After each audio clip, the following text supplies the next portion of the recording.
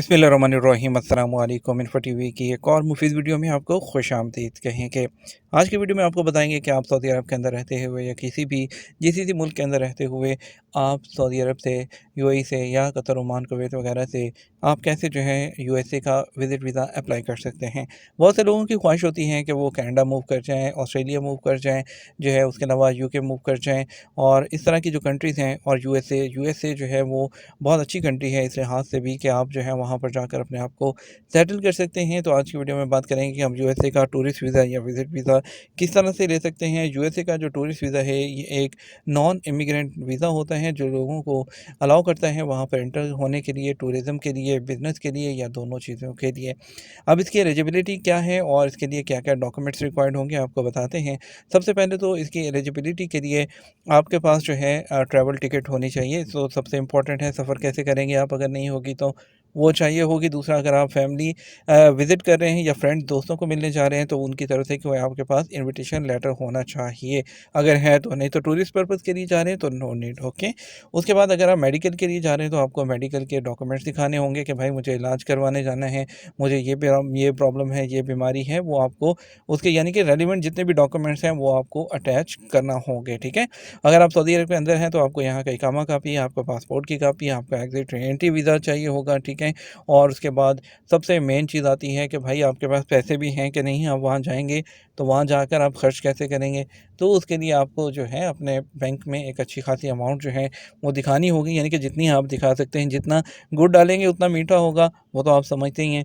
तो आप उतने पैसे आपको उसमें दिखाना होंगे, सफिशिएंट प्रूफ ऑफ फंड। और उसके बाद होटल की बुकिंग वो आपको फ्री में ऑनलाइन booking.com से मिल जाती है, पे करने नहीं होता, वो दिखाना होगी। ठीक है। तो उसके बाद अब बात कर लेते हैं डॉक्यूमेंट्स की। तो मैंने आपको बताए हैं, वैलिड पासपोर्ट होना चाहिए, 6 माह का एटलीस्ट पासपोर्ट की जो पिक्चर है फ़ोटोग्राफ होनी चाहिए। आपको एक DS 160 फॉर्म और उसके बाद आपने जो अदर कोई डॉक्यूमेंट है जिसमें आपके पास पुलिस सर्टिफिकेट होता है वो आप अटैच करते हैं, बहुत अच्छा है। और आपको जो है आपको display of intent to return back आपको दिखाना होगा कि भाई मैं जो है इसको वापस आऊँगा यहाँ पर। और उसके बाद आपको अपॉइंटमेंट लेटर मिलेगा, जो वीज़ा इंटरव्यू की आपको डेट मिलेगी उस पर आपको इंटरव्यू होगा, वो बुलाएँगे, आपको जाना होगा। अब बात कर लेते हैं कि आप अप्लाई कैसे करेंगे। सबसे पहले नंबर जो स्टेप 1 आपको करना है, उसके लिए आपको जो है आपको वीज़ा टाइप सेलेक्ट करना है कि आप कौन सा वीज़ा अप्लाई करना चाह रहे हैं। हर एक के लिए वीज़ा टाइप होती है, तो आपने जो है नॉन इमिग्रेंट जो है वीज़ा जो है ऑप्शन वो सिलेक्ट करनी है। उसके बाद स्टेप 2 में आपने जो है DS 160 फॉर्म जो है फिल करना है। ये तमाम चीज़ें आपने जो है ustraveldocs.com पे जाना है, वहाँ पर तमाम जो इसकी डिटेल है मौजूद है, लिंक मैं नीचे भी दे दूँगा। फॉर्म भी आपने ऑनलाइन फिल करना है। उसके बाद स्टेप 3 में आपने वीज़ा फ़ीस है जो कि आपने पे करनी है, US डॉलर्स में होती है।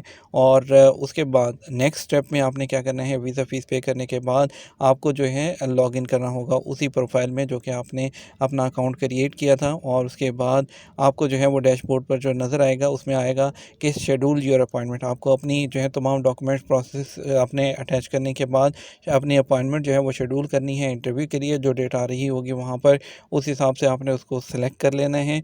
उसके बाद आपने तमाम कंप्लीट कर देना जिस डेट में होगा। तमाम डॉक्यूमेंट्स के साथ आपने वहाँ पर फिज़िकली जो है वो जाना है, जो भी कॉन्सुलेट है आप सेलेक्ट करेंगे और वहाँ पर ये एम्बेसी रियाद की सेलेक्ट करते हैं, वहाँ पर आपने जाना है, तमाम डॉक्यूमेंट्स आपने जमा करवाने हैं, आपने इंटरव्यू देना है। तो अगर आपका वीज़ा अप्रूव हो जाता है तो आपको वीज़ा है, आपके जो एड्रेस आपने सेलेक्ट किया होगा उस पर आपको भेज दिया जाएगा। अगर उस पे आपको नहीं आता है तो आपने जो है अगर कलेक्ट की सर्विस की होगी तो आपको मैसेज आ जाएगा कि आप अपना पासपोर्ट कलेक्ट कर सकते हैं।